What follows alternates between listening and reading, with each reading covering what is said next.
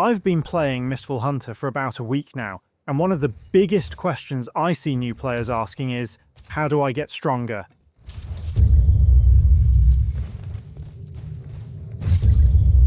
Better gear? More materials? Camp upgrades?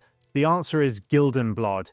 I've noticed that almost every important resource in the game is tied to Gildenblad in some way. So in this video, let me show you how to get rich fast in Mistfall Hunter.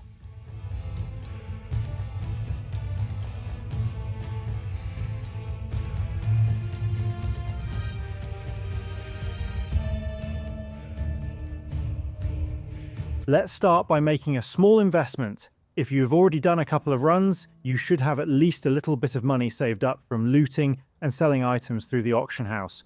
We're going to use that small amount of money to build our money-making loadout. Starting with the gear, you can simply buy some cheap gear or blue sets. For this run, I'll be using mostly blues, just to show you how accessible this loadout actually is. But if you can only afford green gear, that's completely fine too, because our main goal here is looting, not fighting other players. For the sockets, try to get gear with either square, octagon, or universal sockets. Now, the biggest part of our preparation is going to be the gems. There are a few affixes that can make these money runs significantly faster. The first one is ethereal. This gem gives you full damage resistance when jumping from extreme heights. But once you reach level 5 of this perk, you completely negate full damage. This is extremely useful in Hallow Grove because the map has multiple levels. Instead of looking for stairs or taking the long way around, you can simply jump from a higher area straight down and move between locations much faster. Next is Deft. This increases your interaction speed when opening doors, looting bodies, opening chests, and interacting with treasures, boxes, and other loot containers. Basically, it reduces the amount of time you spend standing still while looting, which is especially important when other players could be nearby. Aside from those two, the last important affix is Wealth. This increases the amount of Gildenblad you can receive from drops during your runs. However, this is tied to your Gildenblad pool camp upgrade, so if you don't have that camp upgrade at a high enough level, Wealth might not even be worth using yet. Aside from these utility gems, I also recommend grabbing a few offensive gems depending on your class. Anything that helps you clear monsters faster is going to make the run smoother. Now let's head over to our talents. Each class has a different talent tree, but one section will always be the same, which is this one right here that unlocks at level 12. It's completely fine if you haven't unlocked this yet because the run is still doable without it. But once you do unlock it, there are two talents I recommend. The first is Monster Hunter. This increases your damage against monsters while reducing your damage against guild hunters. That downside doesn't really matter for this build because we're trying to avoid PvP anyway. The second talent is Greed is Good, which increases the amount of Gildenblad you gain. Again, Gildenblad related perks are tied to your Gildenblad pool in the camp. So if you haven't upgraded that yet, you might be better off spending the talent point somewhere else. Now that most of our build is ready, the last thing we need is a few tactical items. I recommend bringing this Monster Hunter jar.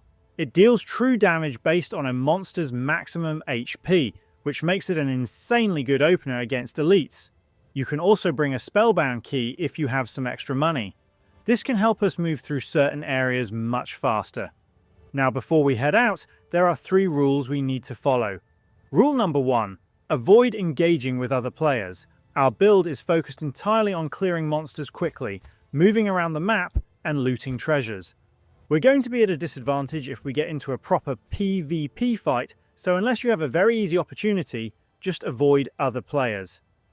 Rule number 2. Focus on your route. This right here shows the general locations of major elites, normal elites, locked chests, and loot spots like jars and boxes protected by minor elites throughout Hallow Grove. Keep in mind that a lot of areas in Hallow Grove have multiple floors, so if you reach the location marked on the map and can't find the loot, check above or below you. Rule number 3. Do not get greedy. I put this as the 3rd rule, but honestly, this might be the most important one. It's always better to extract with the loot you already have than to stay for one more chest and come back with nothing. If your inventory already has enough valuable loot, start looking for an extraction point. You can always come back for another run. Now let's head out, and for this method, make sure you're playing in Chaos mode so we can get the best possible loot. Don't be scared of going into Chaos mode with this build. Remember, we're not trying to fight everyone. We're looting, clearing monsters, and running away from unnecessary fights. The loot quality in Chaos mode is significantly better than what you'll usually get in normal mode. Before we start the run, take a look at how much Gildenblad we currently have.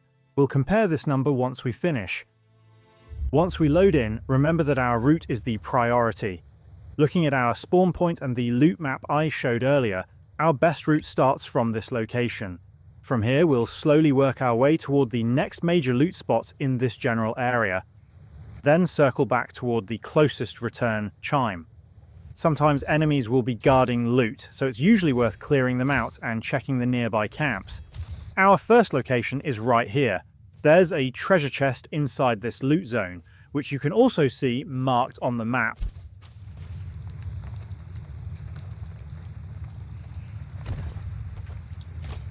After looting that, the enemy on our left are guarding a loot vase. That's this one circled on our loot map.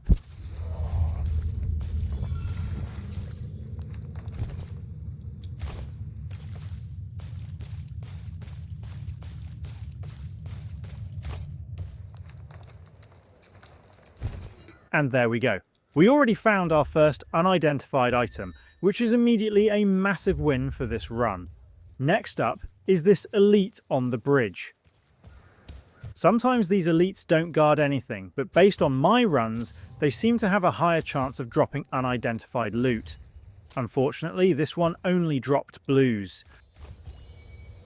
Now, instead of taking the long way down, we can simply jump from here. Because we have the ethereal perk, we don't take any fall damage. You can already see how useful this perk is when navigating high areas like this. Our next location is over here in the corner, which should correspond to this spot on our loot map. This elite is guarding the chest. Just remember that not every chest is guaranteed to contain something valuable. The items still come from a loot pool. We're simply targeting locations that give us a better chance of finding something good. I know I said earlier that we should avoid engaging with other players, but I think we can take this guy out since he's distracted. Next, we're heading toward the merchant. Most merchants are guarded by a stronger elite. And yeah, just like I expected, this one has an elite guarding it. After taking him out, check the merchant. If you have enough Gildenblood, buy one of the purple items. The merchant sells these at a discounted price, and you can usually resell them through the auction house for a much better price.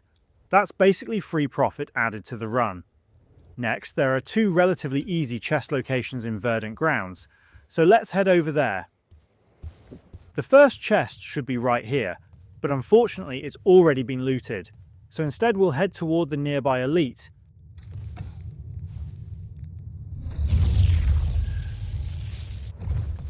There are usually two different elite encounters that can spawn here. The first is a pair of undead enemies. The second is this elite right here, which I personally think is a little harder to deal with. And there we go. We just got our second valuable item. There's also another player on the other side of the portal, so we're going to follow our own rule and avoid him. At this point, we already have a lot of blue gear and two valuable items. I think this is a good time to start circling back toward a return chime. Again, it's always better to leave with loot in your inventory than risk everything and return empty-handed. You can always start another run. This isn't a gacha game where you're limited by an energy system. Right now, our inventory value is already around 7,000, which is pretty good considering our spawn point. There are definitely better spawn locations that can give you much stronger loot routes, but this is still a solid run. I'll kill this enemy for one last chance at extra loot, but I don't want to go down and complete the quest below because that area is usually a hotspot for rogues, and fighting inside a small enclosed area is exactly the kind of situation we want to avoid with this build. Now that we're safely back, let's sell everything through the auction house. Here's how I usually price my items. If the lowest price listing has 5 or fewer items available, I simply match the lowest price. But if there are more than 5 listed, I lower my unit price by 1. That puts our item slightly ahead in the listing queue and gives it a better chance of selling first. Also, make sure you remove any valuable gems from the gear before selling it. Sell those gems separately in the auction house, because you can usually make more money that way. Now let's look at the results.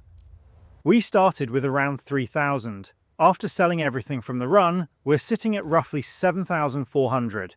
That's around 4,400 profit from a run that took about 15 minutes. And this is how you can stock up on Gildenblad extremely fast in Mistfall Hunter. Just remember the 3 rules. Avoid unnecessary fights with other players, because our build is focused on clearing monsters and looting treasures. Stick to your route and use the loot map to target major elites, normal elites, locked chests, and high-value loot locations. And finally, do not get greedy. If you already have good loot, extract. One successful run is always better than losing everything while chasing one more chest. And that's about it. I hope you enjoyed this no-nonsense guide. If this helped you out, please drop a like and subscribe. It really helps the channel grow, and I'll see you in the next tutorial. Thank you so much for watching.